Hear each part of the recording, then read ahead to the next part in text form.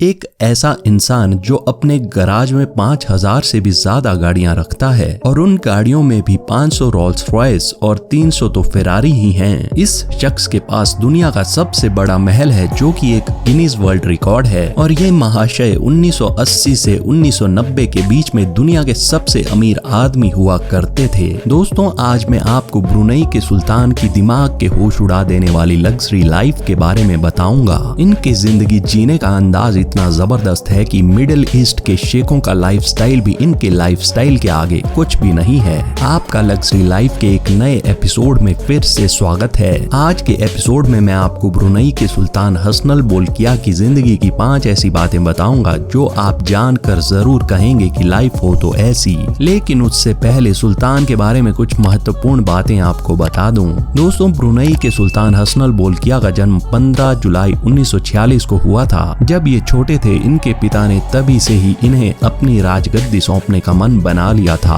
और 1 अगस्त 1968 को Hassanal Bolkiah को महारानी एलिजाबेथ ने नाइट की उपाधि देकर ब्रुनेई की गद्दी पर बिठा दिया। अब आप सोच रहे होंगे कि महारानी एलिजाबेथ का इस सब से क्या लेना देना, तो आपको बता दूं कि ब्रुनेई पे पहले यूनाइटेड किंगडम का राज हुआ करता था और 1 जनवरी 1982 में इसे यूनाइटेड किंगडम से स्वतंत्रता प्राप्त हुई थी। उसके बाद ही हसनल बोल्किया असल मायनों में एक सुल्तान बने थे। हसनल ने अपनी स्कूली शिक्षा कुआलालंपुर के विक्टोरिया इंस्टीट्यूशन से पूरी की और बाद में रॉयल मिलिट्री एकेडमी सैंडहर्स्ट से अपनी बाकी की शिक्षा और ट्रेनिंग पूरी की। अपने पिता की गद्दी संभालने के बाद इन्होंने असल मायनों में जिंदगी के मजे शुरू किए। तो आइए बताता हूँ आपको इनकी जिंदगी की 5 रोमांचक ऐसी चीजें जो हम जैसे साधारण लोग शायद कभी अपनी जिंदगी में पा ही नहीं पाएंगे। ब्रुनेई के स्वतंत्र होने की खुशी में हसनल बोल्किया ने ऐसा महल बनवा दिया जिसकी कीमत उस जमाने में 600 मिलियन यूएस डॉलर्स थी, जो कि 4800 करोड़ रुपयों के करीब होता है। इस महल का नाम गिनीज बुक में सबसे बड़े रेजिडेंशियल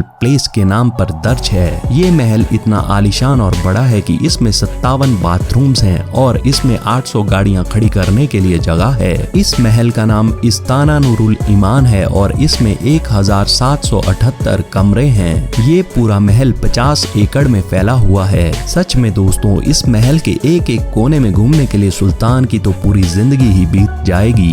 मैं आगे बढ़ने से पहले आप लोगों से एक बात पूछना चाहूंगा, आपको क्या लगता है कि एक आदमी कितनी ही गाड़ियां रख सकता है? इन सुल्तान साहब के पास 100 नहीं, 500 नहीं, पूरी 5000 गाड़ियां हैं। इनमें से 500 रोल्स रॉयस और 300 फेरारी ब्रांड की गाड़ियां हैं। इन सभी गाड़ियों की कीमत ही कई हजार करोड़ों में होगी।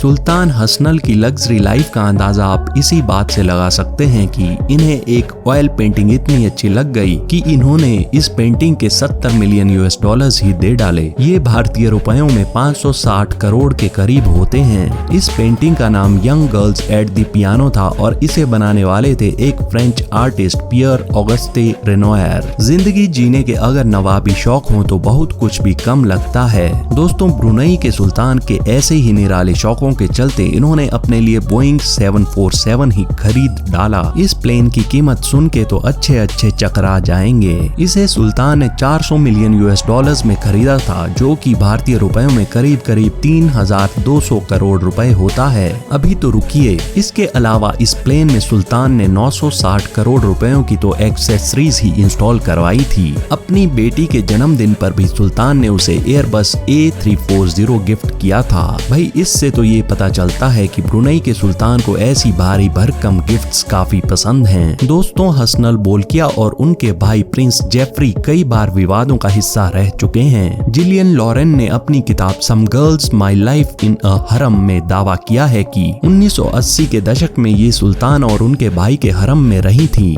सुल्तान के न्यूयॉर्क स्थित इस हरम में 40 के करीब जवान लड़कियां थी जिनके साथ सुल्तान ने कई बार संबंध बनाए थे। सुल्तान के इस तरह के अय्याशियों के किस्से जगजाहिर हैं और कभी न कभी सुर्खियों में रहे हैं। इसके अलावा सुल्तान के पूरी दुनिया में कई 5 स्टार और 7 स्टार होटल्स भी हैं जिनसे सुल्तान को काफी आमदनी होती है। तो दोस्तों, ये थी ब्रुनेई के सुल्तान के जीवन की कुछ महत्वपूर्ण जानकारियाँ। मैं आशा करता हूँ आपको आज का ये एपिसोड अच्छा लगा होगा। हमारी इस वीडियो को प्लीज लाइक कीजिए और इस चैनल को सब्सक्राइब कीजिए। घंटी को दबाना मत भूलिएगा। फिर मिलेंगे एक नए एपिसोड में, तब तक के लिए take care and love you all.